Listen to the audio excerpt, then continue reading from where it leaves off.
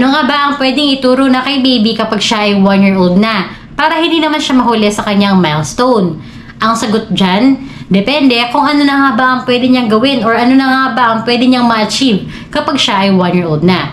Kung gusto niyo po ng mga ganitong content, pedia tips, parenting tips, at gabay sa pag-aalaga kay baby, don't forget to like, share, and subscribe to our channel.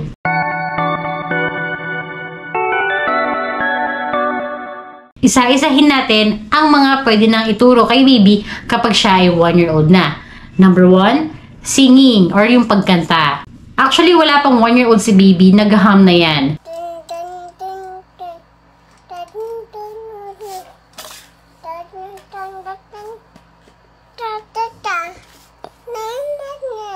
Kaya naman, mas maganda kapag 1-year-old na dahil nga nakakagaya na siya ng sounds at talagang namang nakakatulong ito sa brain development niya.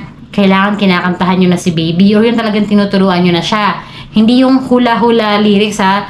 Medyo guilty ako dito kasi minsan kung ano-ano na lang lyrics pero hindi maganda yun. Hindi pala maganda yun. Yun yung nabasa ko. Katulad nung ganito. I Zoe, maker of quality, plastic,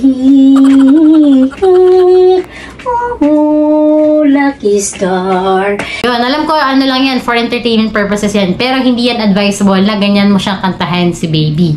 So, mas maganda, merong words, tama yung lyrics, tama yung melody, para, syempre, nagagaya niyo yun, at makatulong sa kanyang good brain development. Anyway, alam niyo ba na ang singing is one of the first language that the baby can be learned from us? And sabi nga ng dalubhasa, ang music at yung brain development ni baby are closely linked. So, number 2 na pwede nang ituro kay baby pag 1-year-old na siya is yung mga animal sounds. Diba madalas sa atin, tinatanong natin sa kanila yung what is the sound of the elephant? What is the sound of ganyan? Ano yung sound or ano yung tunog ng ganito? Kasi nga, again, nakakagaya na siya ng mga sounds. At kapag nakakagaya na siya ng mga sounds, maganda po ang brain development niya. Isang technique na nakuha ko sa isang kaibigan ko na isang pediatrician, ang gumamit ng bedsheet na may animal print. So, meron din ako nito sa bahay at tinuturo ko nga kay baby na itong animal na to, merong tunog na ganyan. Another technique is bumili na ng mga wall sticker na animal or yung mga toys na may animal tapos merong animal sound. Pwede rin na let the baby listen to animal sounds from the TV or from the radio or from the mas madali TV kasi wala pang screen time dapat, no? Pero okay lang din naman na siguro mga at least 10 to 15 minutes manood si baby ng mga animals with sound.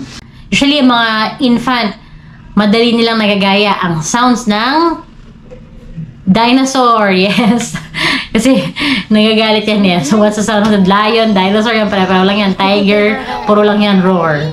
Third thing that you could teach your baby kapag 1-year-old na siya is to encourage to say mama and papa.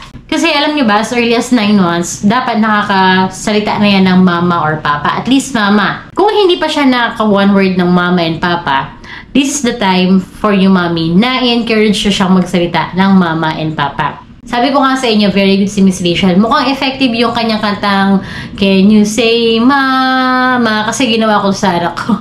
Mama. Gusto niya kanta yung Can you say mama? Okay. Can you say mama? Mama, can you say mama's name? Mama. No, mama. Mama. Say mama. Faster. No. Mama. Mama. Faster, mama.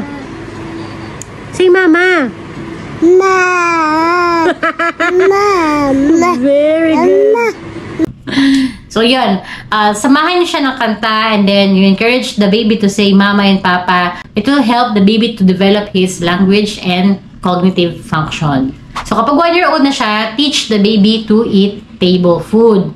So, kasi alam niyo ba bakit?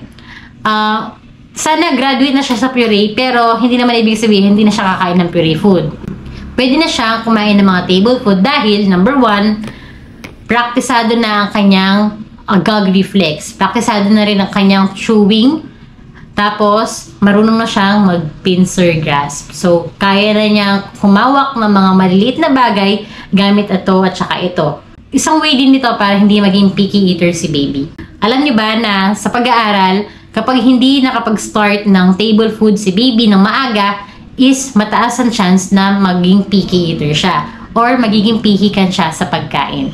So, mas maganda na sa ganitong edad is kumakain na siya mag-isa tapos hayaan nyo lang. Basta't alalayan nyo lang kasi meron pa rin siyang risk na mag-choke. So, ganito po ang itsura or mga halimbawa ng table food.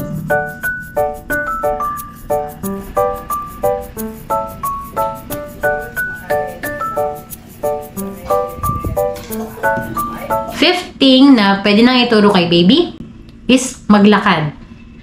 Meron sa mga bata or mga infant na maagang maglakad. 8 months na. Meron akong alam na 8 months na naglalakad na.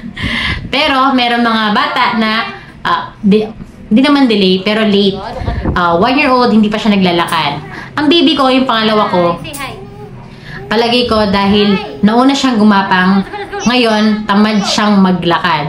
So, sino po nakaka-relate sa akin? Sa mga mommy of twos dyan. Kasi ako, yung una kong anak, hindi siya naggapang, hindi siya gumapang talaga. Nauna niya natutunan ang pagtayo at paglalakad. Saka na lang siya gumapang. Pero more on walking talaga siya. Kaya 11-month-old, naglalakad na si Gabe. Pero itong second ko, si Gon, nauna niya natutunan as early as mga around 7 to 8 months, gumagapang na talaga siya.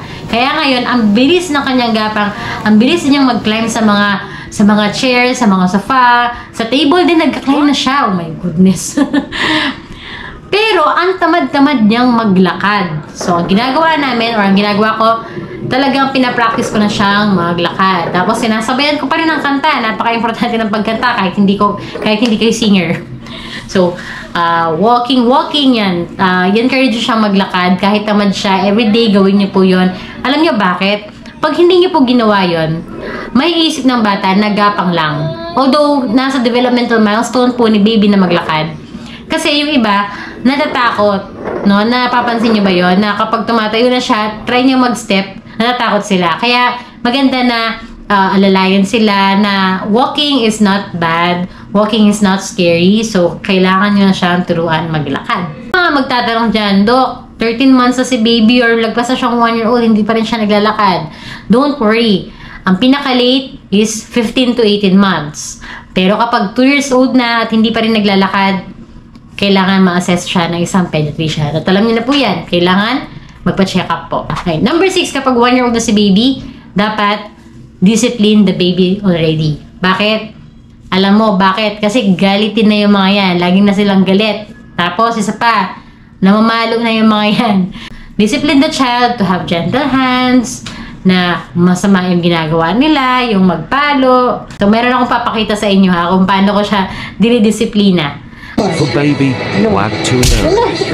Why is he like that? Girl, ano pag ginawa ko pagkukulang sa ibon? What? No! No! Gone! That's bad! That's bad!